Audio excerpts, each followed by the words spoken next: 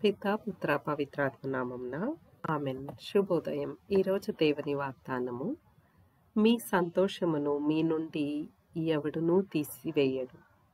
యోహాను 16వ అధ్యాయం 22వ వచనం. క్రీస్తు ప్రభునందు మన విశ్వాసాన్ని ప్రకటిద్దాం.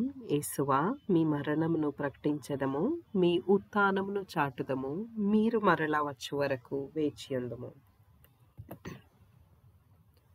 త్రిత్వైక సర్వేశ్వరుడు మనకు చేసిన సకల మేళ్లకు వారికి వందనములు అర్పిద్దాం.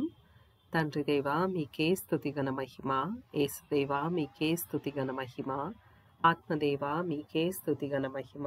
త్రియేక దేవా, మీకే స్తుతిగణ మహిమ. ఈరోజు దేవుని వాక్యాన్ని చదువుకుందాం. లూకాసు వార్త 21వ అధ్యాయం వచనములు 29 నుండి 33 వరకు. ఆయన వారికి ఒక ఉపమానమును చెప్పెను. అంజూరపు వృక్షము తదితర వృక్షములను చూడుడు.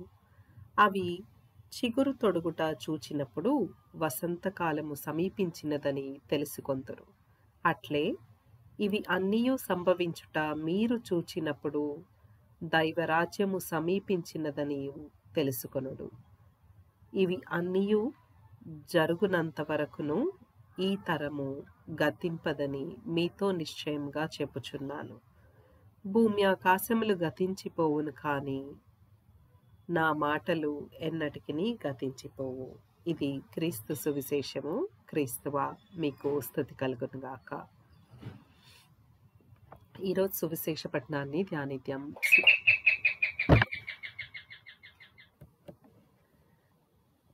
ఇక్కడ సువిశేషంలో క్రీస్తు ప్రభు చెప్తూ ఉన్నారు, అంజూరపు వృక్షము కానీ తదితర వృక్షములు కానీ చిగురించినప్పుడు వసంతకాలం వచ్చిందని మీరు ఎలాగైతే ఎజ్యూమ్ చేసుకుంటారో, అదే విధంగా లోకంలో సంభవించే కార్యాలని బట్టి ప్రేమ చల్లారిపోవటం కానీ, లేకపోతే యుద్ధాలు కానీ, కరువులు కానీ, భూకంపాలు కానీ,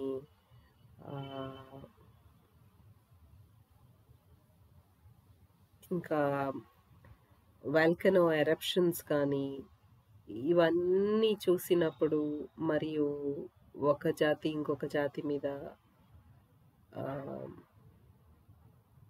మళ్ళీ ఇంట్లో ఎవరి కుటుంబంలో కొందరికి అగేన్స్ట్గా కొందరు, ఇంకా ఈ విధంగా ఉంది కదా. ఈ స్థితులన్నీ చూసినప్పుడు ఇవి జరిగేటప్పుడు, అంతేకాకుండా మళ్ళీ నోవాహు లాంటి దినములు అంటే నోవాహు ఉన్నప్పుడు పాపము, విపరీతమైన పాపం అన్నమాట. అటువంటి పాపపు స్థితిలో ఇప్పుడు మన లోకమంతా ఉంది. అంతేకాకుండా లోతు టైంలో ఉన్న స్థితి అంటే ఇప్పుడు వింటున్నాం కదా, LGBTQ అని. ఆ కల్చర్ అంతా ఎన్నో చోట్ల ప్రబలి ఉంది. సో అందుకనే ఇవన్నీ గమనించినప్పుడు దేవుని రాకడ అతి సమీపంలో ఉందని గమనించండి. అంతేకాకుండా దేవుని ఉగ్రత కూడా అతి సమీపంలో ఉందని గమనించాలి అని చెప్పి ఈరోజు సువిశేషంలో చెప్తూ ఉన్నారు. ప్రార్థించుదాము. ఓ క్రీస్తు ప్రభువా, మీ రాకడకు సిద్ధపాటును కలిగి ఉండే బిడ్డలుగా మమ్మల్ని మలచండి ప్రభువా.